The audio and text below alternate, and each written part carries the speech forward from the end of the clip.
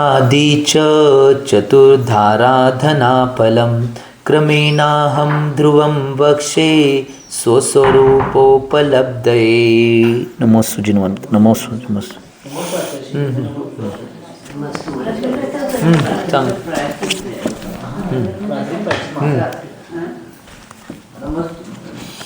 आचार्य भगवान अमित गती स्वामीजी परवादीच्या भागामध्ये, कालच्या भागामध्ये सांगत होते की 7 तत्व आणि 9 पदार्थाचं कथन केलं होतं. आणि आज आचार्य भगवान जिनेंद्र कथित एका अक्षरावर सुद्धा अश्रद्धान करणारा मिथ्यादृष्टी कसा आहे हे सांगायला की एका अक्षरावर ते बी झाले वाटतं, झाले मिथ्यात्वाचं फळ बी झाले. आचार्य भगवान आता पुढच्या भागामध्ये सांगणार आहेत सम्यक्त्वाचे अतिचार. सम्यक्त्वाचे अतिचार सांगणार आहेत की सम्यक्त्व आमचं कसं निघून जाऊ शकते, कुठल्या वाईट गुणांच्यामुळे किंवा कुठल्या अतिचाराच्यामुळे निघून जाऊ शकते हे सांगणार आहेत. पहिला गाथाकंठस्करांनी आचार्य महाराजांनी काय सांगितले ते पाहूया.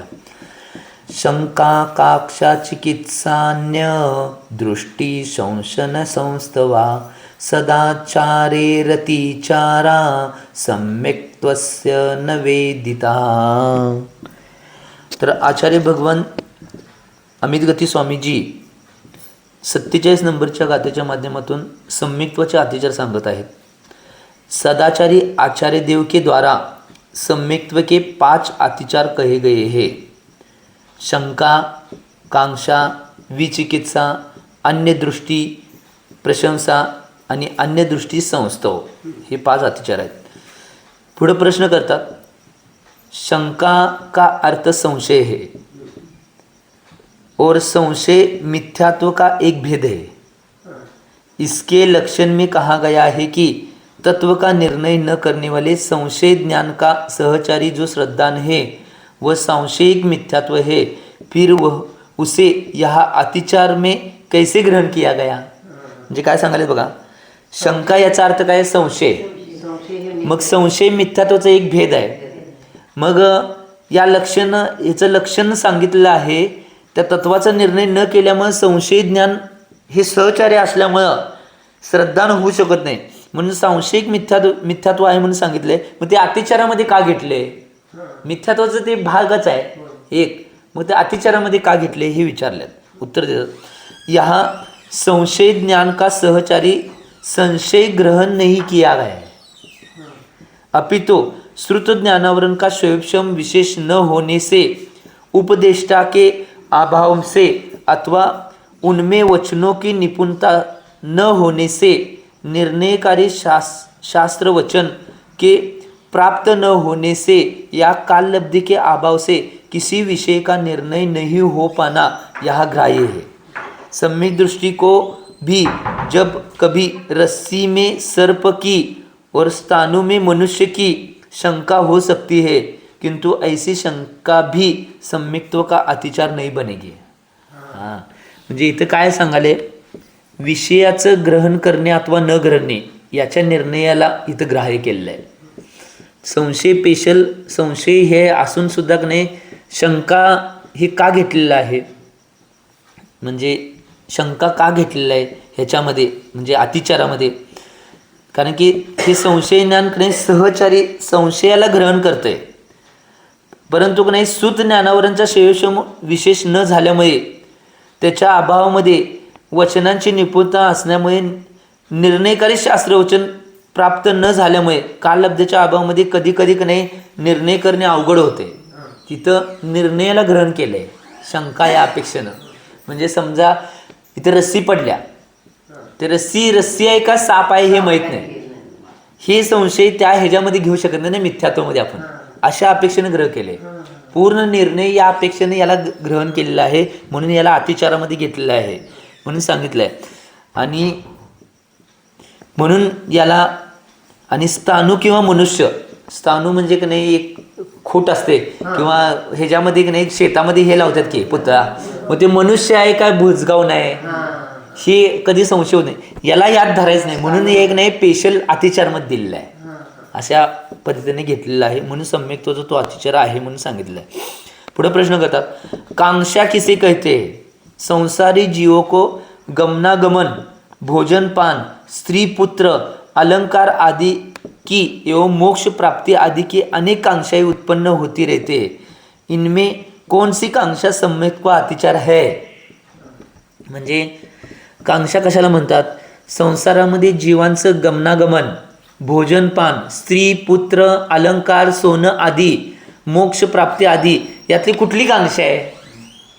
कुठली कांक्षा आहे हे विचारले. मग पुढे उत्तर देतात, गृद्धी या आसक्ती को कांक्षा कहते हैं. गृद्धी गृद्धी गृद्धी त्याविषयी आसक्ती, म्हणजे हे पाहिजे पाहिजे पाहिजे ही जी आसक्ती आहे ह्याला कांक्षा म्हटलेला आहे. नुसता साधारण असण्याचे भाव असणे ही कांक्षा नाही, फक्त त्यात आसक्ती, गृद्धी जास्त वाढणे किंवा आहार साधारण करलाय तुम्ही कशासाठी? मोक्ष मार्गासाठी, धर्माचं आचरण करण्यासाठी, तप करण्यासाठी, विहार करण्यासाठी, वैयावृत्ती करण्यासाठी, भगवंतांची आराधना करण्यासाठी साधारण आहार करलाय, ठीक आहे, परंतु गृद्धीपूर्वक काय पाहिजे? खायला पाहिजे, अशा पद्धतीने करलाय तर ती कांक्षा होणार. हां, असं होईल ना.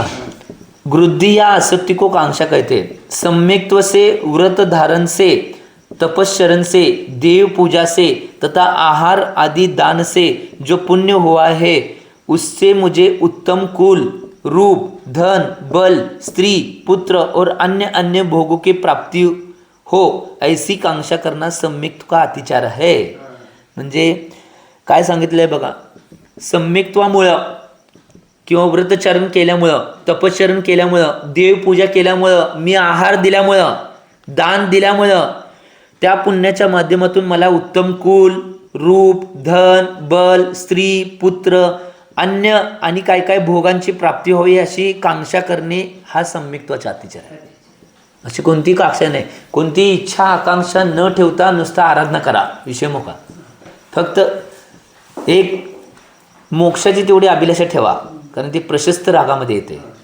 बाकीच्या सगळ्या कांक्षा हे संसार, हे धन, स्त्री, पुत्र, परत भोग किंवा पैसा, वैभव, संपत्ती, जमीन जुमला हे मेने ह्याची कांक्षा, सगळी ही कांक्षा काय आहे?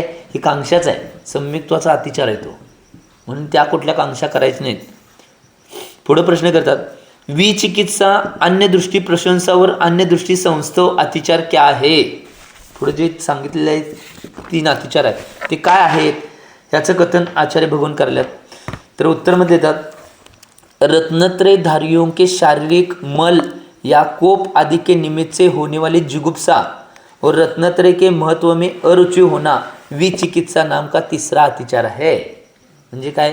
रत्नत्रयधारींच्याच नाही, शारीरिक जो मल किंवा कोप यांच्यामुळे निमित्त झालेले जे जुगुप्सा, ग्लानियुक्त शरीर आणि रत्नत्रयाचे महत्त्व यामध्ये अरुची असणे विचिकित्सा नावाचा तिसरा अतिचार आहे.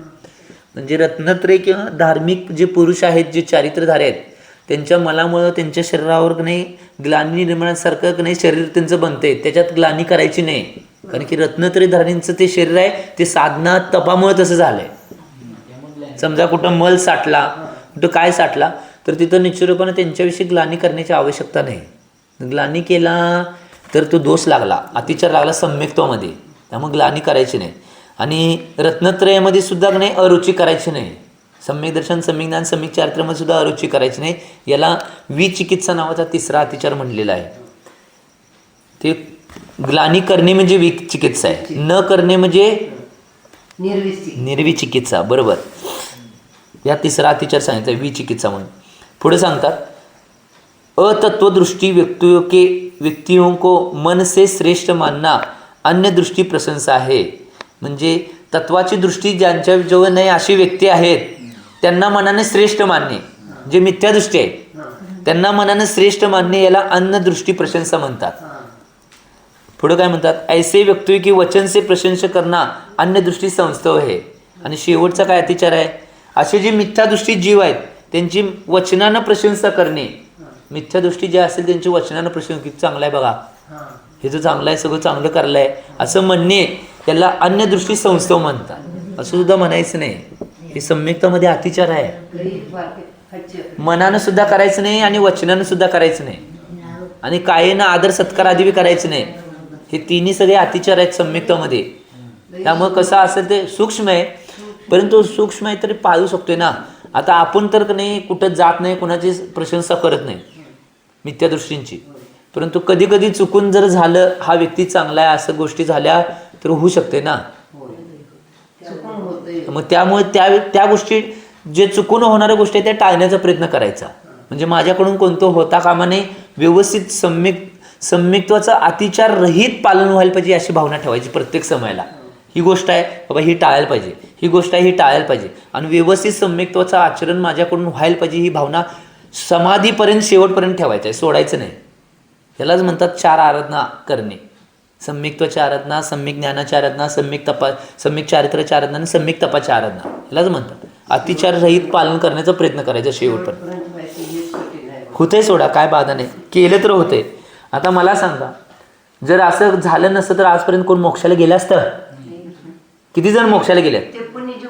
पुण्यजीव होते. मग आपण बी पुण्यजीव आहे मानायचं ना.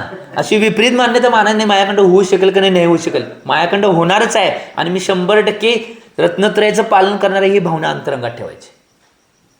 कधी काय बी होते, बरोबर आहे का माताजी?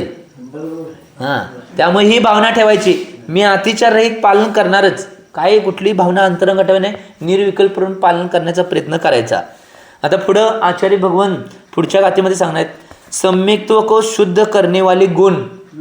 सम्यक्तला कोणते गुण शुद्ध करतात? आत्ता सांगितलं काय, सम्यक्तला मलिन करणारे अतिचार, त्याच्यामुळे सम्यक्त्व मलिन होते आणि सम्यक्त्व निघून जाऊ शकते. आता काय सांगायला, सम्यक्त्व कशामुळे शुद्ध होणार आहे, ते गुण कोणते आहेत की ते गुणांना मी पालन करणं आवश्यक आहे तर सम्यक्त्व शुद्ध होते. पहिल्या गाथा गंडस्कोराने आचार्य महाराजांनी काय सांगितले ते पाहूया. उपग्रह स्थितिकारो वत्सलत्वं प्रभावना चत्वारो मी गुणा प्रोक्ता सम्यक दर्शन वर्धका. आचार्य बघून इथं सांगायला, उपगोहन, स्थितीकरण, वात्सल्य आणि प्रभावना हे 4 गुण सम्यक दर्शनाचे विशुद्धीला वृद्धिंगत करतात. 4च गुण सांगितले त्यांनी. ह्याच्यामध्ये आपले 8 गुण सांगितल्यात, परंतु समर्थ स्वामींनी रत्नावलीमध्ये 8 गुण सांगितलेत. हां, ते नाही, अतिचार आहे ते अतिचार आहे. इथं 4 गुण कुठे सांगते, उपगोहन, स्थितीकरण, वात्सल्य, प्रभावना हे 4 सम्यक दर्शनाची विशुद्धीला वृद्धिंगत करणारे गुण आहेत म्हणून सांगितले आहेत. मग इथं खाली प्रश्न करतात, उपबृहन, स्थितीकरण, वात्सल्य आणि प्रभावनाचे लक्षण काय आहेत हे सांगितलं तुम्ही, पण त्याचं लक्षण काय आहे तर उत्तर देतात, कान और मन को आह्लादकारी, अग्राम्य, स्पष्ट तथा वस्तु के यथार्थ स्वरूप प्रकाशन में समर्थ धर्मोपदेश के द्वारा दूसरों की श्रद्धा को बढ़ाना अथवा सर्व जनों को आश्चर्यकारी इंद्रादि के द्वारा की जाने वाली पूजा के समान पूजा रचाकर अथवा दुर्धर तप और ध्यान आदि अनुष्ठान द्वारा आत्मा में श्रद्धा को दृढ़ करना उपब्रहन है. इसे उपगोहन भी कहते हैं. अन्य धर्मात्माओं के दोष प्रकट नहीं करना भी उपगोहन है.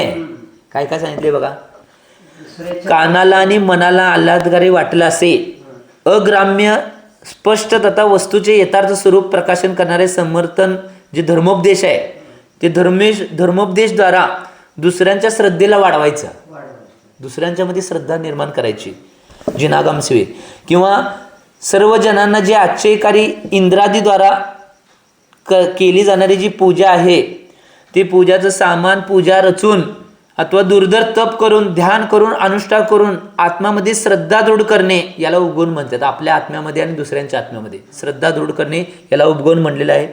उपबृहन बी म्हणतात, उपगोहन बी म्हणतात. आणि तिसरं काय आहे, अन्य धर्मात्माचे दोष प्रकट करायचे नाहीत. काय चुकीचं घडलं तर प्रकट करायचं नाही सगळ्यांच्यात. वाटलं तर तुम्हाला तसं वाटलं, अन्य धर्मात्मे आहेत त्यांचे कुठलेही दोष प्रकट करायचे नाहीत. जर तसं वाटलं तर खोलीत एकांतात जाऊन त्यांना सांगा, याला उपगोहन अंग म्हणतात. आज काय चालू आहे माहिती काय, आज कुणाचं काय जर चुकीचं घटना घडली तर सगळं गावभर धुंडोरा पेटवायचा, हे चालू आहे, याला उपगोहन अंग.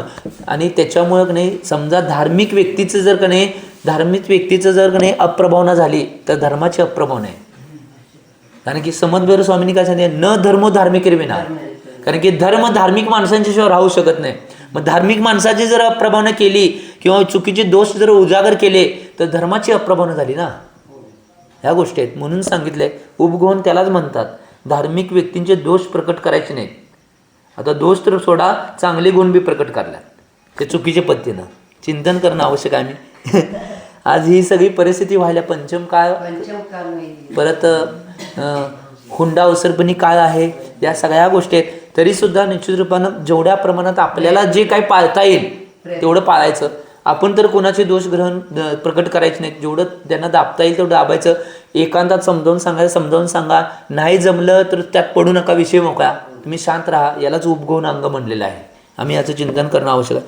आता पुढे सांगतात, जिनेंद्र देव ने जैसा कहा है प्रमेय वैसा ही है, अन्यथा नहीं है, क्योंकि वीतराग देव समस्त पदार्थों के स्वरूप को यथार्थ जानते हैं और यथार्थ ही उपदेश देते हैं. वे दयालु अन्यथा प्रतिपादन नहीं करते.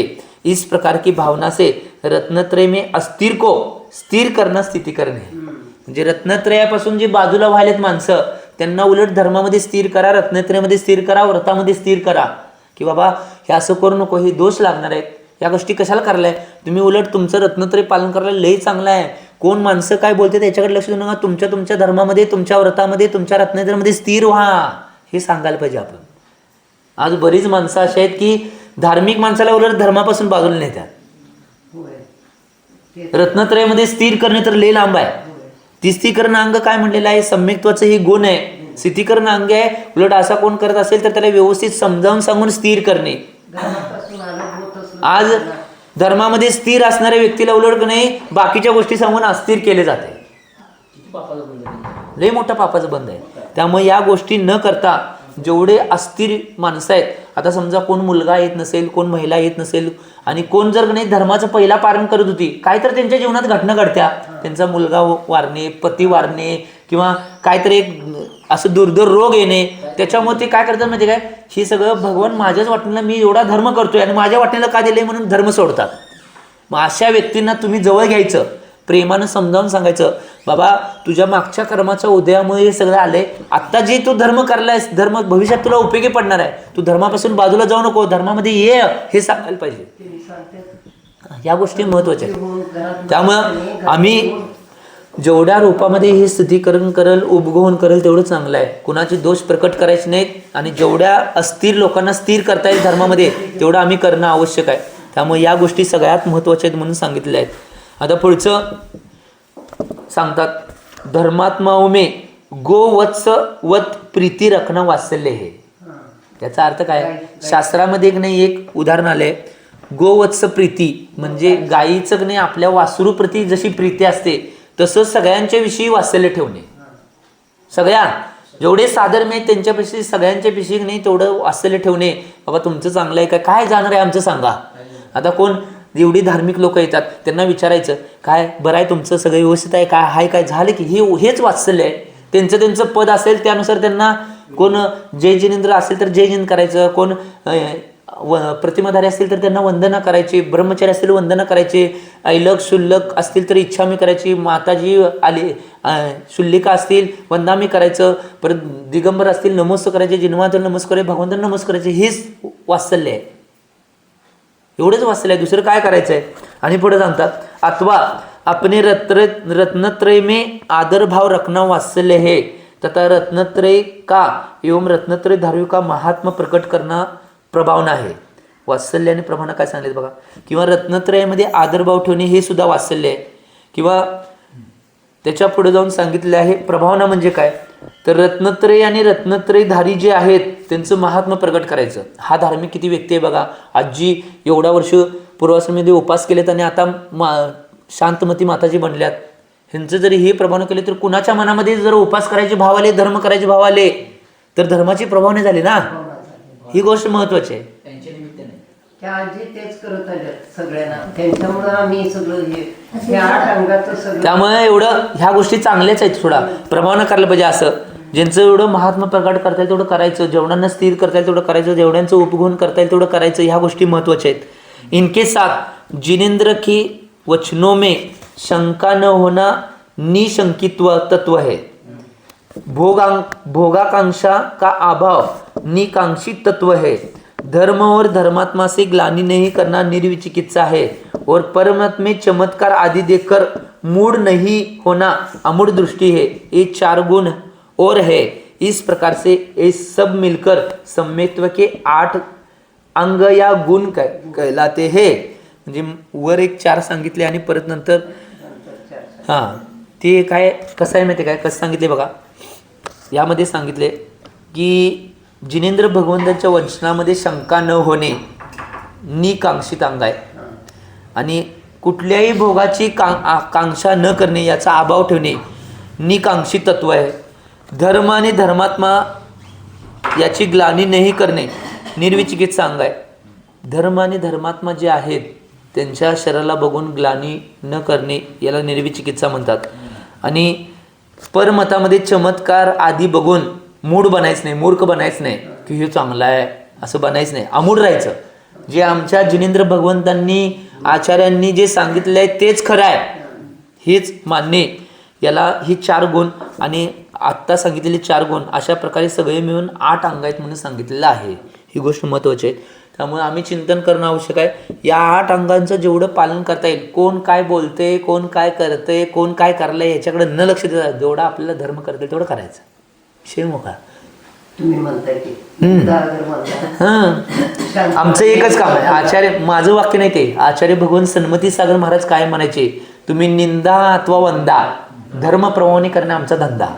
काही बी करा, आम्हाला दुसरं काही येत नाही, आम्ही एकच करणार। कोण आमची निंदा करून दे, कोण आम्हाला वंदन करून दे, काय आम्हाला नाही। कोण आमची वाहवा करून दे तरी बी आम्ही शांत, कोण निंदा करून दे, कोण शिव्या देऊन द्यात, कोण काय करून द्यात, परंतु प्रत्येक क्षणामध्ये धर्म प्रभावना करत राहणे आमचा धंदा आहे। आम्ही तेच करणार। जेवढा व्यापार होईल तेवढं करायचं, जेवढं खपवतं ते खपवायचं, बरोबर आहे का नाही शान? सोडायचं नाही आपण, आपलं काम आपण सोडायचं नाही। कोण काय करते तिकडे त्यांचं त्यांनी करून द्या। त्यामुळं आपलं काम न करता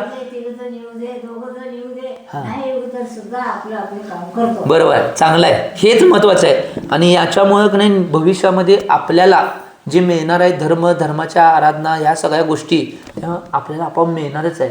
आणि शेवटीला हिशोब हितल्या कोर्टातनं कोण वाचला म्हणून वरच्या कोर्टातनं कोण वाचणार नाही। हितल्या कोर्टात माणसाच्या तावडीतनं वाची लावलंही सोपं आहे, परंतु वरच्या कोर्टातनं कर्माच्या कोर्टातनं कोण वाचणार? जसं केलंय तसं हे फिक्स आहे, हे फिक्स आहे। त्यामुळं त्यात काय, त्यामुळे आपल्याला कर्मसिद्धांत माहिती आहे। आपण काय कर्माचा अभ्यास, शास्त्राचा अभ्यास केलाय, त्यामुळे आपल्याला माहिती आहे कर्मसिद्धांत जसं होणार आहे तसं होणार आहे। आणि काय केले आपल्याला माहिती आहे की, त्यामुळे काय भिण्याची गरज आहे? काय भिण्याची गरज नाही। आणि हां सगळ्यात महत्त्वाचं, सगळ्या जगामध्ये सगळ्यात प्रामाणिक कर्म आहे ते। बरोबर वेळेला वेळ काय योग्य आणि माणूस बघूनच ते शिक्षा देते। आणि चांगलं बी शिक्षा न देता चांगले बी करण्याचं काम तेच करते। ज्यावेळी वेळ आल्यावर, योग्य वेळ आल्यावर, वेग सगळ्या घटना घडल्यावर बरोबर करणार आहे ते। काय मागण्याची आवश्यकता नाही, काय करण्याची आवश्यकता नाही। त्यामुळे याचं चिंतन करायचं आहे। आता पुढे सांगतात सम्यक दर्शन विनय काय आहे ते सांगालेत। सम्यक दर्शन विनय काय आहे ते सांगालेत 2 गाथांच्या माध्यमातून, 49 आणि 50 नंबरच्या गाथेच्या माध्यमातून सम्यक दर्शनचं विनय काय सांगणार आहेत। जिनेश सिद्ध चैतेषु धर्मदर्शन साधुषु आचार्यधा उपाध्यापके संघे श्रुते श्रुत तपोधिके भक्ती पूजा यशोवादे दोषावज्ञा तिरस्क्रिया समासेनेश निर्दिष्टो विनयो दर्शनाश्रय। आचार्य भगवान काय म्हणले तिथं? अरहंत परमेष्ठी, अरहंत प्रतिमा, सिद्ध परमेष्ठी, सिद्ध की प्रतिमा, जैन धर्म, रत्नत्रय, साधु, आचार्य, उपाध्याय, चतुर्विधि संघ, श्रुत और जो श्रुत ज्ञान में अपने से अधिक है, तप और जो तप में अपने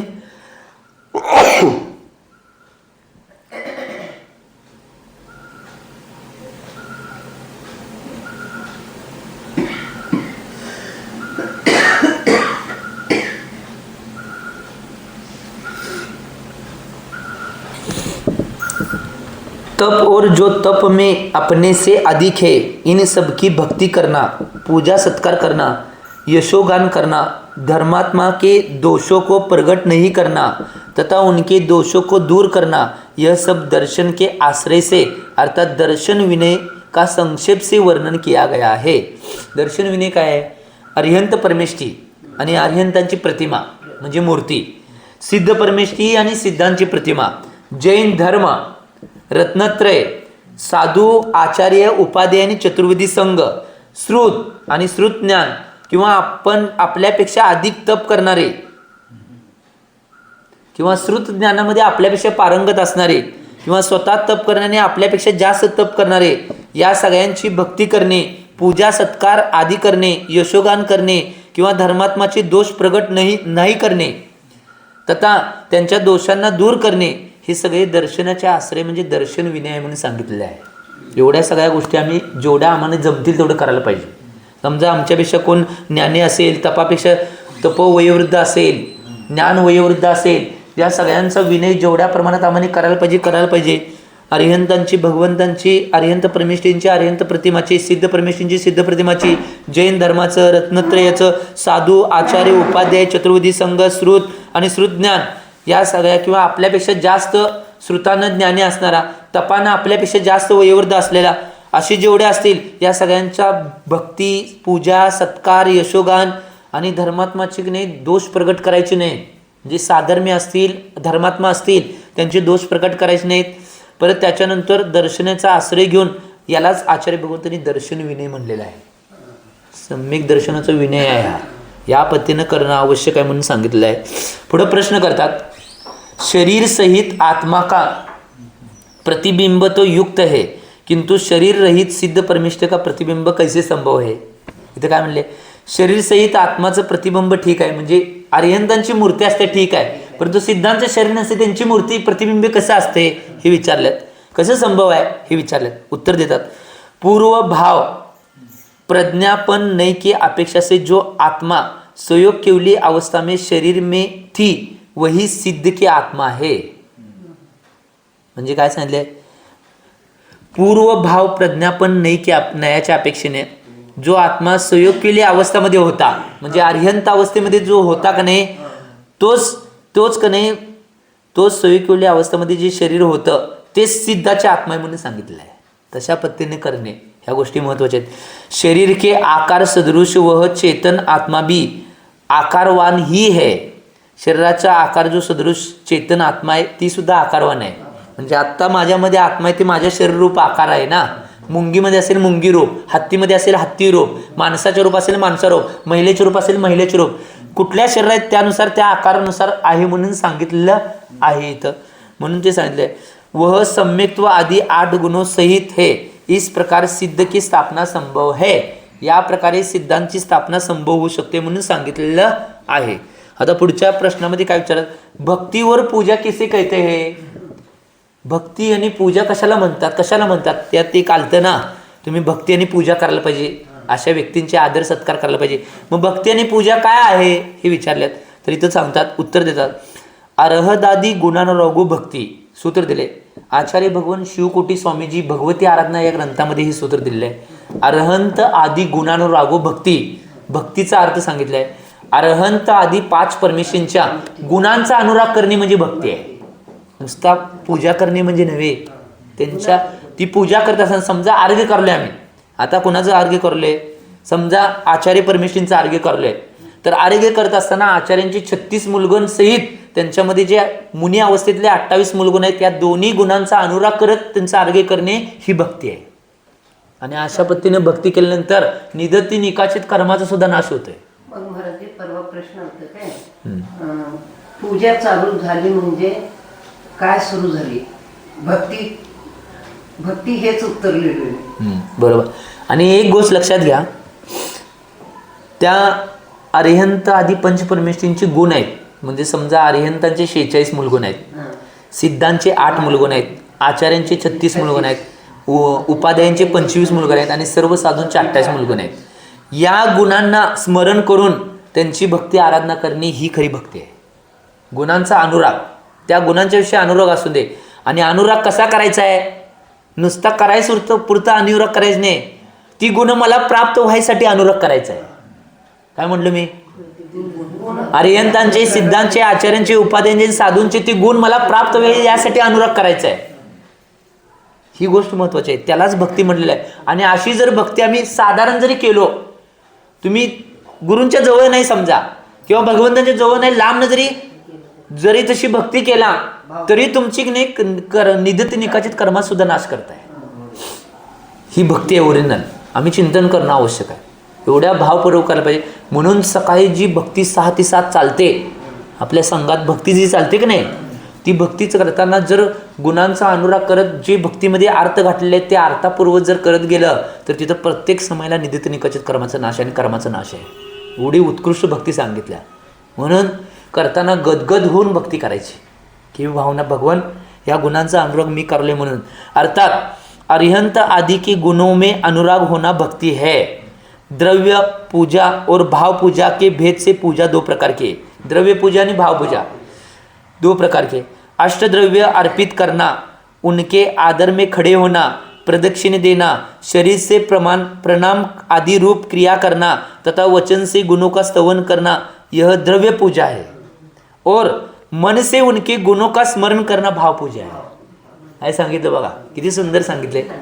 की एक गोष्ट लक्षात घ्या की अरहंत आदी 5 परमेष्ठींच्या गुणांचा अनुराग करणे याला भक्ती म्हणलेलं आहे. अनुराग जर मनामध्ये उत्पन्न झाला, तुम्ही कुठेही असा, बाजारात असलं तरी भक्ती आहे.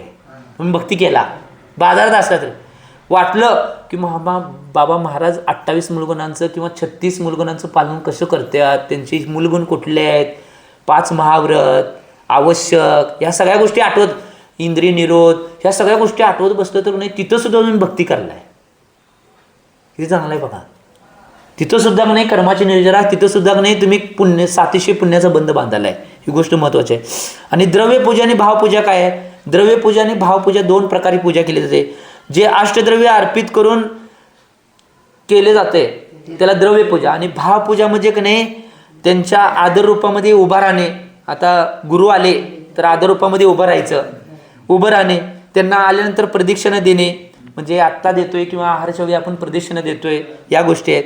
किंवा शरीरांना का नाही त्यांना प्रणाम करणे, भावपूर्वक प्रणाम करणे. परत त्यामध्ये नाही त्याच्या पुढे जाऊन त्यांच्या वचनाने गुणानुरूप करणे, महाराजांचा जयकार घालणे, त्यांच्या गुणांचा अनुराग करणे किंवा स्तवन करणे त्यांचं. ही सगळी काय आहे? द्रव्यपूजा. नाही हां नाही स्तवन करणे हे सगळं द्रव्यपूजा आहे. होय द्रव्य आहे, सांगतो की हे सगळं करणे द्रव्यपूजा आहे. आणि मनामध्ये गुणांचं स्मरण करणे भावपूजा आहे, अंतरंगात फक्त. आता ह्या दोन्ही क्रिया एका वेळेला झाल्या तर द्रव्यसहित भावपूजा झाली तुमची. काय सांगाल बघा. आता मी पहिला सांगतो, परत एकदा सांगतो. अष्टद्रव्य अर्पित करणे, आदर करायसाठी त्यांना उभा करणे, त्यांचा विनय करणे, त्यांना प्रदक्षिणा देणे, शरीराने त्यांना प्रणाम करणे, परत त्यांना वचनाने त्यांचं स्तवन, त्यांच्या गुणांचं गुणगान करणे, ही सगळी द्रव्यपूजा आहे. म्हणजे साक्षात झालं. हां. आणि मनानक नाही, अंतरंगामध्ये मनामध्ये गुणांचं स्मरण करणे ही भावपूजा आहे.